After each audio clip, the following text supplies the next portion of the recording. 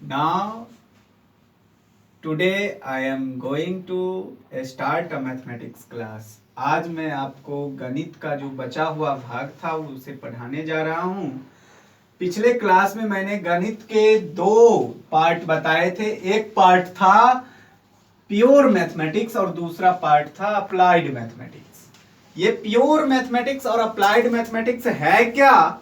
तो pure mathematics की बात जब आती है तो ये शुद्ध गणित के नाम से जाना जाता है, और अप्लाइड मैथमेटिक्स की जब बात आती है तो ये सैद्धांतिक गणित है, जिसे हम लोग अशुद्ध गणित तो नहीं कह सकते हैं, लेकिन पूर्णतः मान यह नहीं दे पाता है, जिसके कारण इसे अप्लाइड मैथमेटिक्स कहा गया।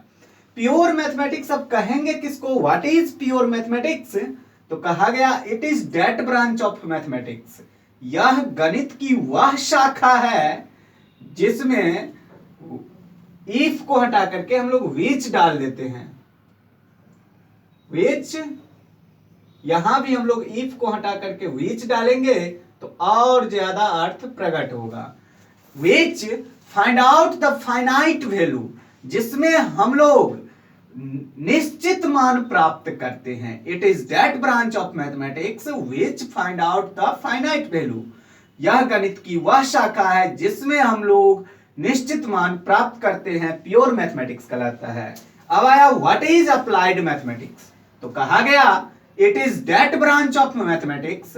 यह गणित की वह शाखा है which find out the theoretical values using laws of applied।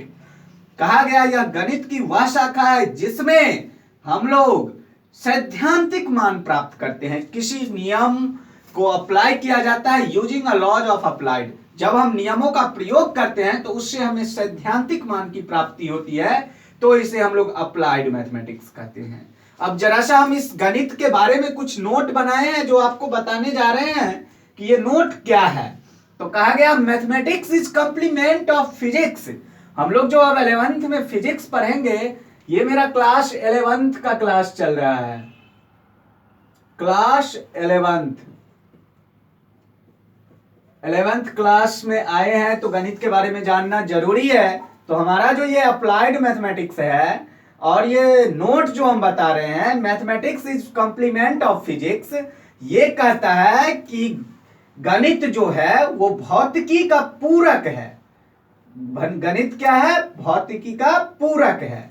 तो कहा गया ऑल डेरिवेशंस आर सिंप्लीफाई। यदि सभी डेरिवेशन को, व्यंजकों को यदि सरल करें, तोड़ें, तो यूजिंग अ मैथमेटिकल लॉज, तो मुझे गणित के नियमों का सहारा लेना पड़ता है, उसे उपयोग करना पड़ता है। एंड एप्लीकेशन, उनके बारे में अप्लाइड करके हम लोग उसे प्रयोग किया जाता है। हेंस, अतः, वी नो डैट, हम लोग ये जानते हैं कि mathematics is living of art. गणित जो है वो मेरे जीवन जीने की कला को सिखाता है, क्योंकि गणित के बिना यह जीवन अधूरा है। मानव अपने जीवन की कल्पना नहीं की जा सकती है। गणित है तो मेरा जीवन है, क्योंकि मेरे हर एक पग में गणित जुड़ा हुआ है। कोई भी सब्जेक्ट अगर हम पढ़ेंगे तो उसमें गणित जरूरी है। अब नेक्स्ट क्लास, ये मैथमेटिक्स, इंट्रोडक्शन ऑफ मैथमेटिक्स आपका जो था वो आज समाप्त हुआ। कल से हम क्लास 11th का फर्स्ट चैप्टर है, एक्सरसाइज फर्स्ट है आपका सेट थ्योरी।